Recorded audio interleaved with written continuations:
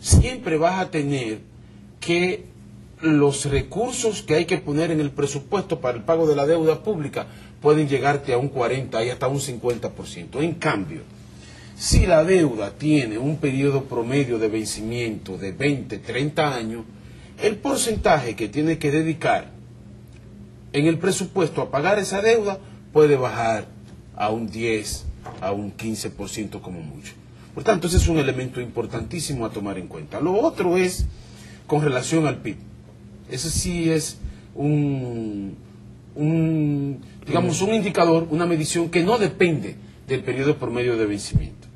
Entonces, República Dominicana, como tú has dicho también, Ezequiel, es cierto, está en, digamos, la frontera del 40%. ¿Eso es mucho o es poco? Bueno, es poco si lo comparamos con países como Japón, que tiene el 200%. Es poco si lo comparamos con otros países, algunos de la región. Europeos que están por debajo. No, y en la región hay países que tienen un 25, un 30% de deuda con relación al PIB.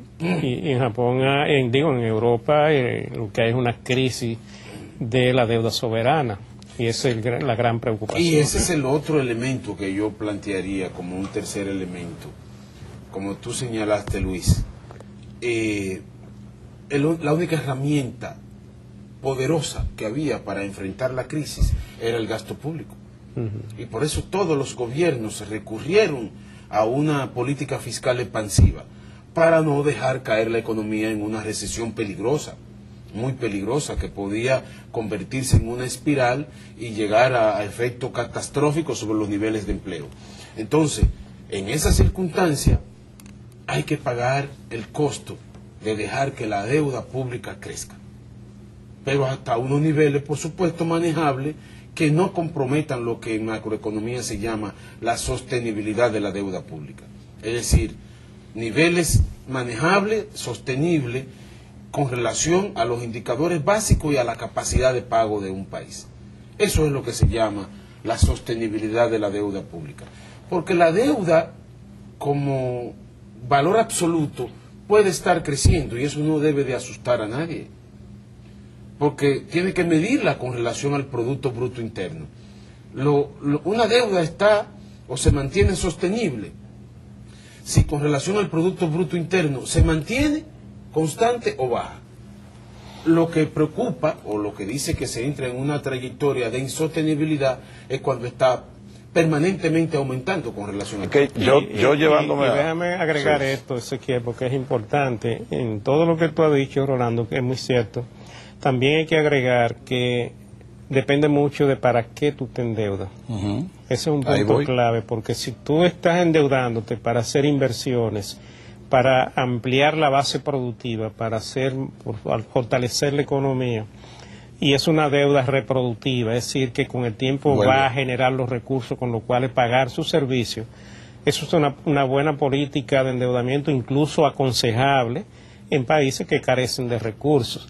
Ahora, si tú lo que haces es endeudarte para gasto corriente, para pagar más deuda, o para pagar deudas viejas, o para mal utilizar los recursos, dispendio y ese tipo de cosas, entonces tú estás metiendo al país en una trampa, porque tú te estás endeudando y mañana tú no vas a tener con qué pagar esa deuda, entonces puede venir una crisis profunda. Y ese es un tema clave en todo esto, que son parte de los elementos que hay que analizar cuando se habla de la deuda y cuando se critica una determinada política. Donde yo iba, que fue cuando Luis tomó la palabra, era que en una microeconomía, diríamos una economía personal, yo siempre le he aconsejado a la gente que se endeuda en un 10% de sus ingresos, me explico. O sea, nunca pase del 10% del pago de tus ingresos para pagar esa deuda. No puede pasar de ahí, porque tú deberías tener por lo menos el 90% para cubrir tus gastos, y ese 10% es tu capacidad de ahorro potencial que tú la estás, mientras tanto, anulando o para pagar, o comprometiendo adelantadamente. Sí. O sea, entonces, en este caso, nosotros estamos cogiendo prestado, no necesariamente para invertir, para pagar otras deudas, para aumentar un gasto.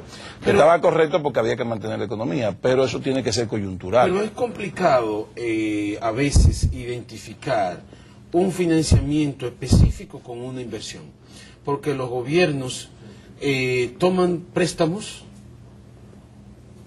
pero tienen gastos corrientes y tienen gastos de inversión. Entonces, solamente en los casos de las multilaterales, porque las multilaterales te dicen, tienes este financiamiento para construir una presa, tienes este financiamiento para construir una carretera. Yo te mando los técnicos y todo. El financiamiento está identificado directamente a un proyecto. Y te van desembolsando en la medida en que tú vayas. Sí, una ubicación. Pero, por ejemplo, los bonos soberanos que el gobierno dominicano vendió en los mercados financieros internacionales, esos recursos entraron a un fondo común de gasto. Entonces, ahí lo importante, lo que tú debes de monitorear, es cuánto está invirtiendo el gobierno en ese presupuesto. Porque tú no puedes identificar los recursos de los bonos soberanos con gasto corriente exclusivamente, pero tampoco lo puedes identificar con inversiones públicas exclusivamente. Okay.